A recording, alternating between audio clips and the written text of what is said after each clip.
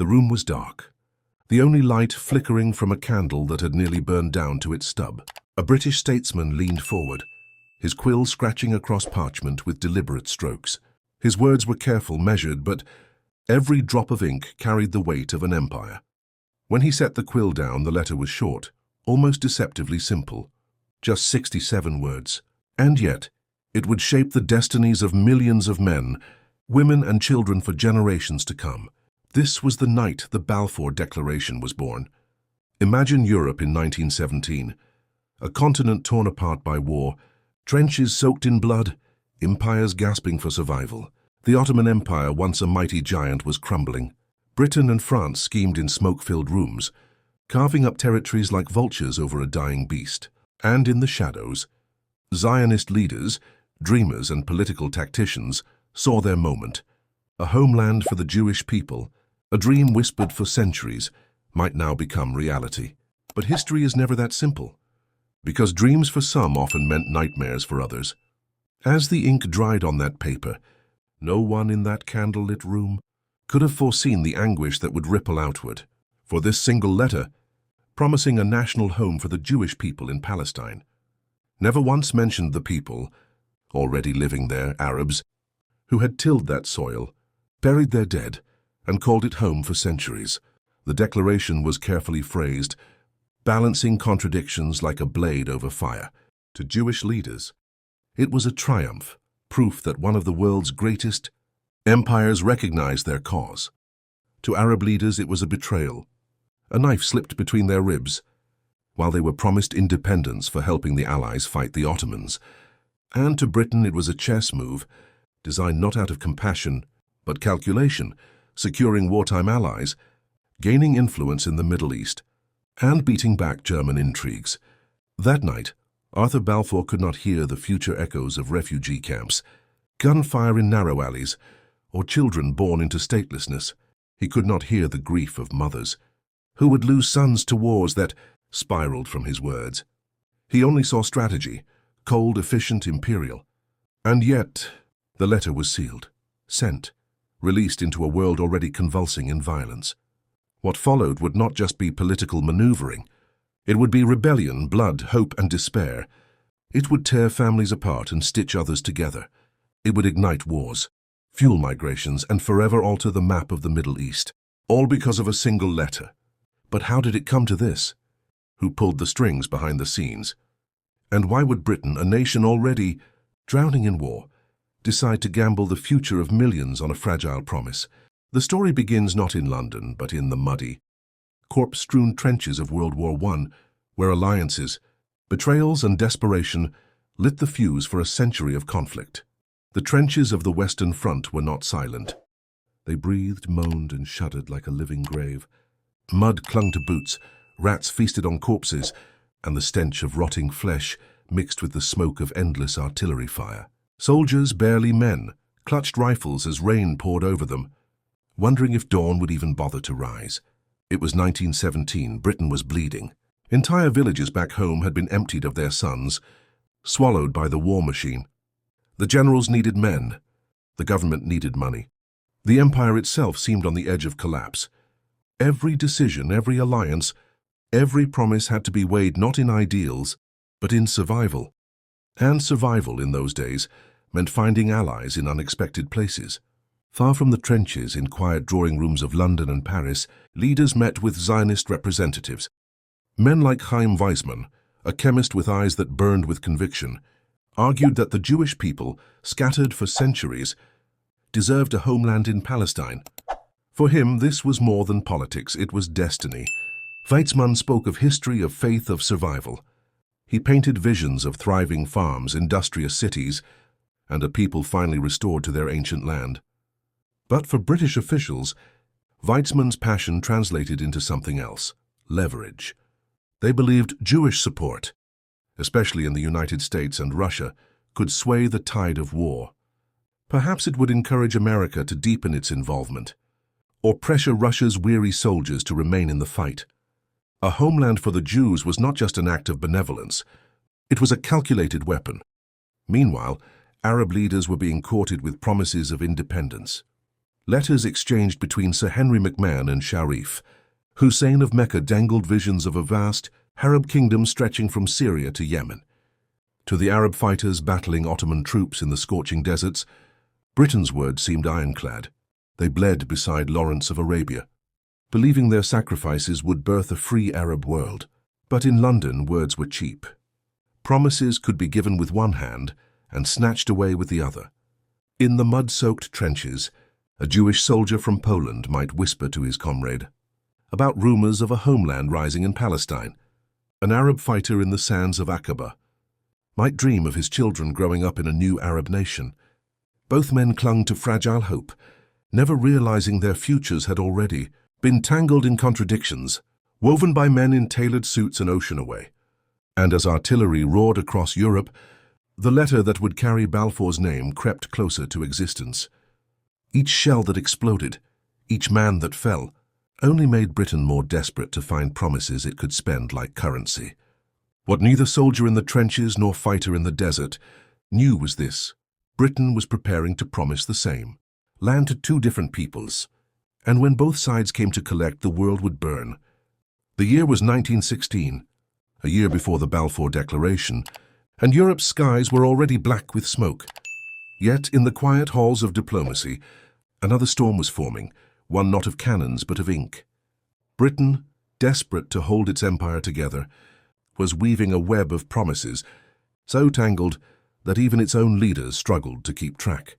To the Arabs, it had pledged freedom. Letters exchanged between Sir Henry McMahon and Sharif Hussein were filled with assurances of independence if they rose against the Ottomans. In the deserts of Arabia, tribes rallied, flags unfurled, and men charged into battle with the fire of liberation burning in their hearts. But in secret rooms in London and Paris, another pact was being signed, the Sykes-Picot Agreement. Mark Sykes of Britain and François-Georges Picot of France leaned over maps, drawing lines across the Middle East as though slicing a cake. Syria to France, Mesopotamia to Britain, Palestine marked for international administration. The ink dried without the Arabs' knowledge. Their dream of independence had already been bartered away, even as their warriors shed blood for it, and into this labyrinth of double dealings entered a third thread, the Zionist cause. For leaders like Weizmann, who sat across from British officials with quiet determination, it was a moment of possibility. Centuries of wandering, persecution, and exile might end with a homeland. To him, promises made in elegant English were not just politics, they were salvation. But imagine the position of an Arab soldier, galloping across the desert alongside Lawrence of Arabia, carrying a rifle gifted by the British. He believed every bullet he fired was bringing his people closer to freedom. Now imagine, too, a Jewish student in New York, reading of Britain's supposed support for Zionism, his heart swelling at the thought of a restored homeland. Both men, unknown to each other, clung to Britain's words as if they were lifelines. The truth was, Britain intended to use both. Promises were tools, bargaining chips, ways to keep the empire's head above water, while the Western Front devoured its sons. And so, Britain promised Palestine to the Arabs, promised Palestine to the Jews, promised Palestine to the world through Sykes-Picot, each pledge written with the same flourish of ink, but never meant to coexist. In 1917, the contradictions tightened into a knot. Zionist lobbying grew louder, Arab sacrifices in the desert piled higher, and French eyes still glittered toward the Levant. Britain stood at the center, juggling impossible commitments. The result was inevitable. When the war ended, more than one nation would come to Britain's door demanding the same land. And in that collision of promises, the single letter, the Balfour Declaration, would become the spark. But sparks only matter when they find something dry enough to burn. The war was dragging into its fourth brutal year. Britain was starving, not for food but for resources, allies, and hope. Across Europe, millions lay buried in mud. And in London, one man believed he could alter history with science. His name was Chaim Weizmann, a Jewish chemist from Belarus. Weizmann had left behind a life of exile and humiliation to build a new identity in Britain. To him, science was not just knowledge, it was power. And during the war, power meant survival. Britain's armies were desperate for acetone, a key ingredient in making explosives.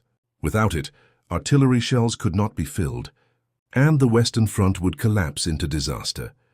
Weizmann, working in a quiet laboratory, discovered a revolutionary method of producing acetone through bacterial fermentation. His breakthrough was so critical that it literally kept the British war machine alive. But Weizmann was no ordinary scientist. He carried another dream, one etched deep in his soul since childhood, the rebirth of a Jewish homeland in Palestine.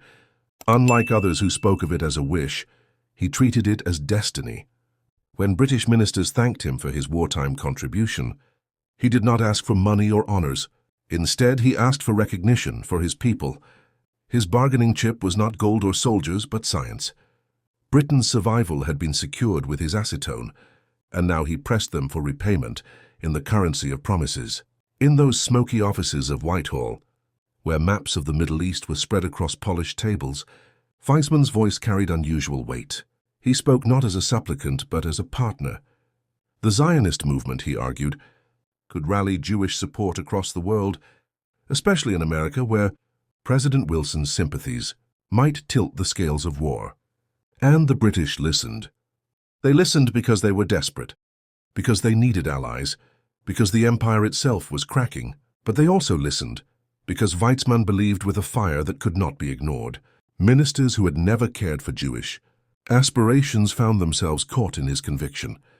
The dream of Zion no longer felt like a fantasy. It felt like a strategy.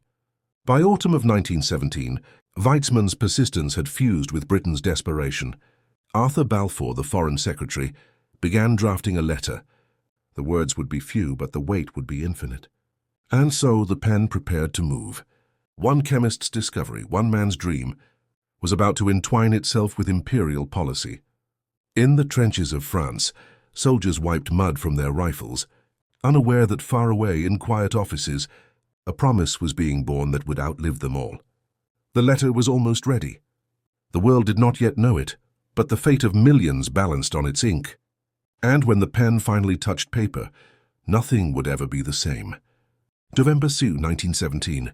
The war thundered on, but in London, history paused for a single sheet of paper. Arthur James Balfour, tall, reserved, with the demeanor of a man who weighed his words, as carefully as a jeweler weighs gold, sat at his desk. Before him lay the draft, short, precise, seemingly harmless. Yet its 67 words carried the weight of centuries.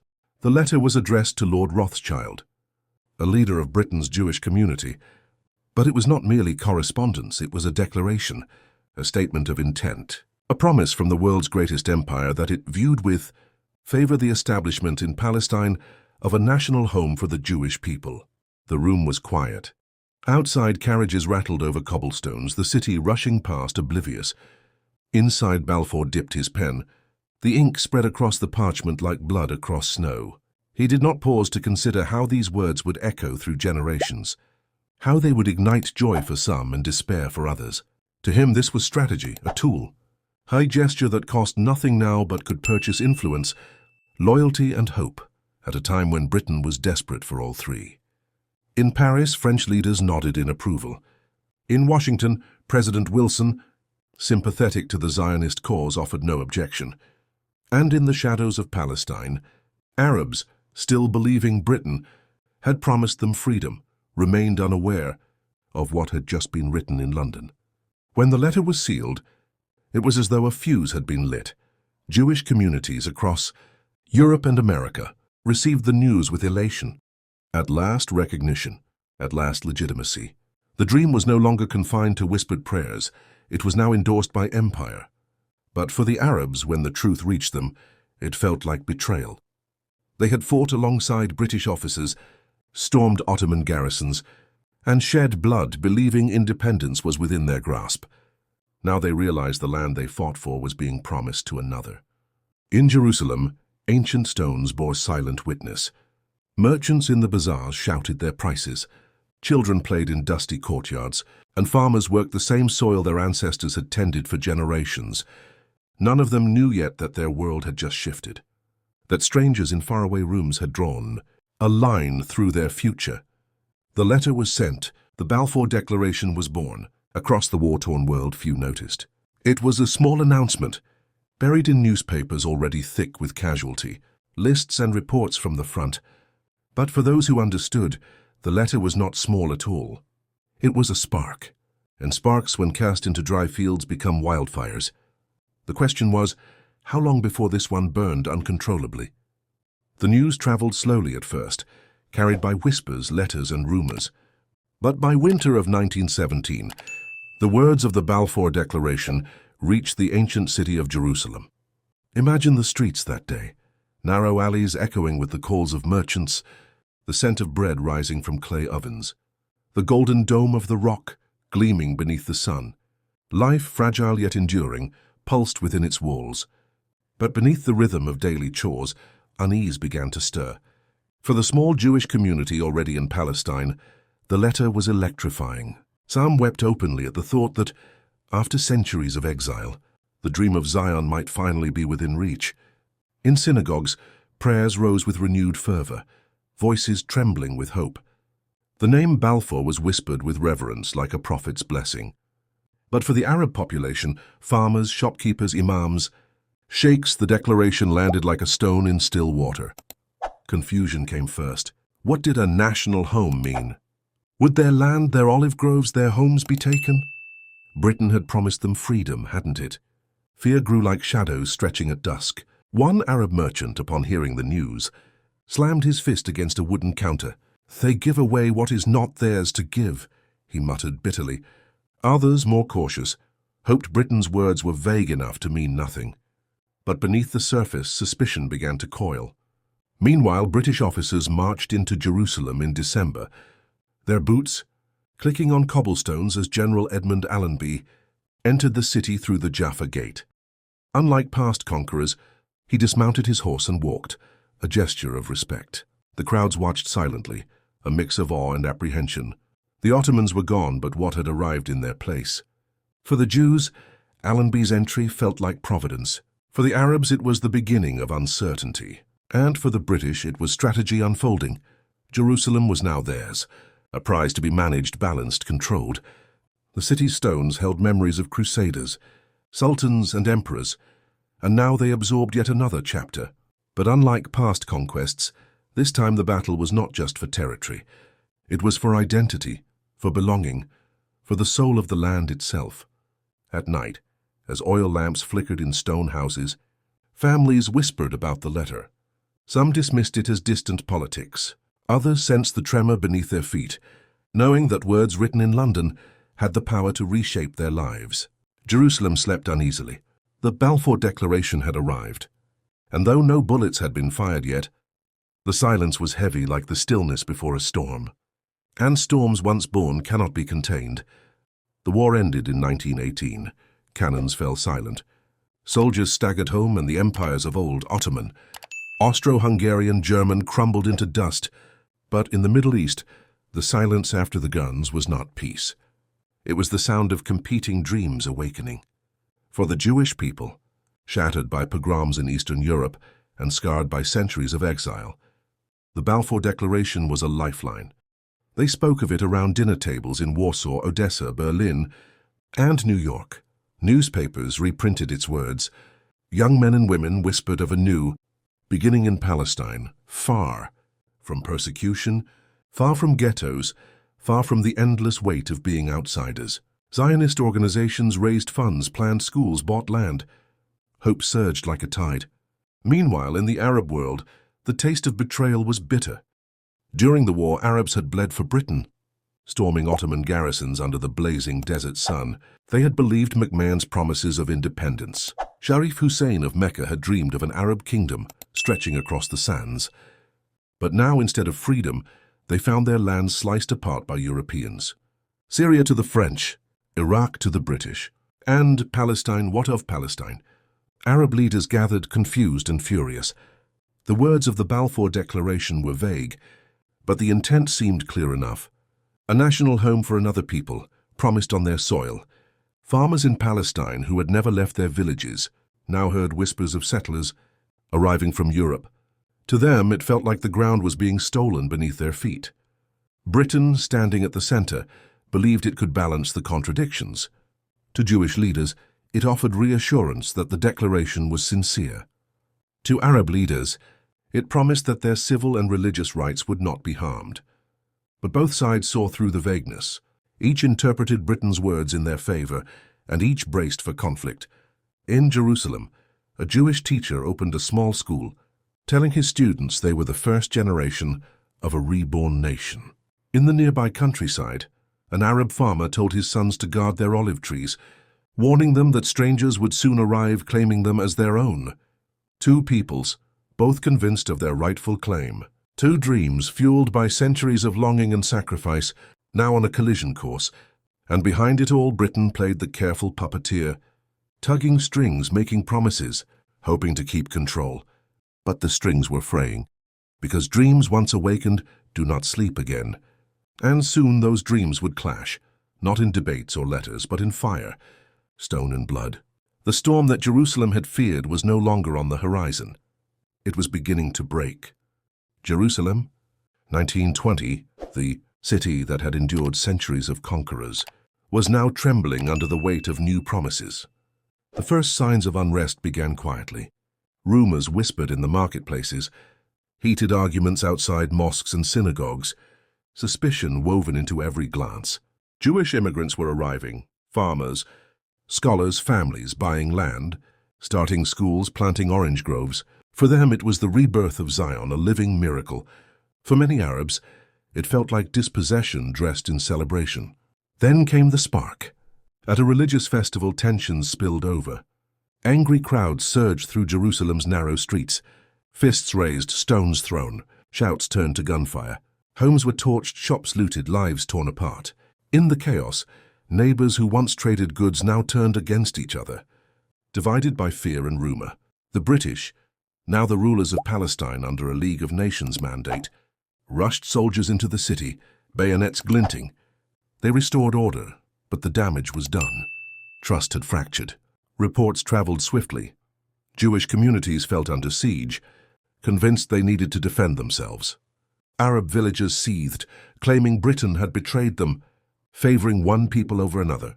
The Balfour Declaration, once just words on paper, was no longer abstract. It was written, now in smoke and blood on the streets of the Holy City. Britain tried to straddle the divide. White papers were issued, commissions formed, promises repeated. To the Jews, Britain insisted it remained committed to a national home. To the Arabs, it pledged that their rights would be protected. Yet on the ground, every new wave of immigrants deepened resentment. Every violent clash carved wounds that could not heal. In a cramped Jerusalem alley, a Jewish mother clutched her children as stones shattered her window. In a nearby village, an Arab father buried his son, killed in the riots, vowing revenge. Ordinary families, people, who had never read the Balfour Declaration, now lived with its consequences. The city's silence afterward was heavy, haunted. British soldiers patrolled the streets, rifles at the ready. But beneath the forced calm lay simmering fury. Everyone knew it was only a matter of time before the next eruption. And indeed the cycle began. Riot after riot, reprisal after reprisal. Each side hardened, each wound deepened. Zionist militias quietly organized for self-defense. Arab groups rallied to resist. Britain, once confident it could control events, found itself sinking into the very storm it had unleashed. The Holy City, sacred to three faiths, was now a battlefield in waiting. The letter written in London had reached Jerusalem, and now Jerusalem was answering in fire. The question was no longer if conflict would come, but how devastating it would be when it did. By the mid-1920s, the promise Britain had made with a stroke of a pen had become a weight dragging it deeper into turmoil. The Balfour Declaration was no longer just an elegant letter, it was a trap. Every ship that docked at Jaffa's port carrying new Jewish immigrants was greeted with both joy and fury. For Jewish settlers, it was another step toward a national home, proof that the declaration was alive. For Arab villagers, it was an invasion, a slow theft of their land and future. Each arrival fanned the flames. Britain, caught in the middle, tried to govern through reports, commissions, and carefully worded statements. Officials in khaki uniforms patrolled the streets, sweating under the Palestinian sun, bewildered by the hostility pressing in from both sides. In Whitehall, ministers argued endlessly, Should they slow immigration to appease the Arabs, or honor their pledge to the Zionists, who reminded them of Britain's written word? But words once spoken cannot be unsaid. In the bustling cafes of Tel Aviv, young Jews raised glasses of tea, speaking passionately of a state to come. They sang songs of return, of building, of hope. To them, the Balfour Declaration was sacred, proof that the world's powers had finally recognized their right to exist. Meanwhile, in the hills outside Nablus, Arab leaders gathered under olive trees, swearing that Britain had betrayed them. They pointed to the McMahon letters, to their sacrifices in the Desert War. Independence had been promised, and instead they received mandates and foreign soldiers. To them, the declaration was treachery made flesh. Clashes became routine. A Jewish farmer plowing his land under the blazing sun would be attacked by armed men from a nearby village. An Arab shopkeeper in Jerusalem would watch helplessly as Zionist defense groups marched through the streets, armed and disciplined. The British, trying to impose calm, found themselves hated by both sides. Reports piled up on Balfour's desk even after he had left office. Massacres, reprisals, growing militancy. The dream of controlling Palestine while satisfying two peoples was unraveling. Britain's empire had stretched across continents, but here in a land no larger than Wales, it was losing control. And yet Britain could not walk away. Palestine was too strategic, too symbolic, too tangled in the promises it had made. Soldiers stationed in Jerusalem wrote home, describing a land where peace felt impossible. They spoke of children throwing stones, of funerals turning into riots, of a people divided by a letter they had never seen. The empire had sown contradiction, and now it reaped chaos. The Balfour Declaration was supposed to win the war. Instead, it had opened a wound that bled into the future. And as the years passed, that wound only deepened, leading toward an even greater catastrophe on the horizon. The world plunged into darkness again in 1939. Nazi banners unfurled across Europe, and for the Jewish people, persecution reached its most horrific chapter. 6 million lives extinguished in the Holocaust, entire communities erased. In the ashes of that nightmare, the dream of a homeland was no longer just hope. It was survival. And once more the 67 words of the Balfour Declaration returned. Haunting the halls of power, Zionist leaders pointed to it as Britain's promise, demanding it be honored. Survivors of the camps, gaunt and broken, staggered onto ships bound for Palestine, their eyes fixed on the land they believed was their only refuge. But on the shores of Jaffa and Haifa, British soldiers waited. They turned away boatloads of Jewish refugees, interned them in camps in Cyprus, even fired upon ships packed with Holocaust survivors. Britain, crushed by the weight of conflicting promises, found itself the jailer of a people who had lost everything. At the same time, the Arab population, now numbering in the millions, refused to accept the idea of losing their land to a state they never consented to. They had grown weary of Britain's doublespeak, weary of seeing villages emptied, weary of riots answered with British rifles. To them, the Balfour Declaration was not just betrayal, it was the seed of catastrophe. By 1947, Britain could no longer hold Palestine together. Exhausted from 2 world wars, bleeding money and soldiers, it handed the problem to the newly formed United Nations. The UN voted to partition the land, 1 state for Jews, 1 for Arabs. Jewish leaders, though conflicted, accepted. Arab leaders rejected it, unwilling to concede what they saw as their rightful homeland. And so in 1948 the storm finally broke. Israel declared independence. Arab armies invaded. Neighbor turned on neighbor. Villages burned, refugees fled. The land itself became scarred with grief. Hundreds of thousands of Palestinians were displaced, their descendants carrying the keys to lost homes even today. For Jews, the birth of Israel was the fulfillment of a 2,000-year dream. For Palestinians, it was the Nakba, the catastrophe. 2 peoples, 2 narratives forever entangled, and all of it could be traced back to a single letter, just 67 words, written in the dim light of wartime London, words that carried hope for some, despair for others, and consequences that still shape headlines today.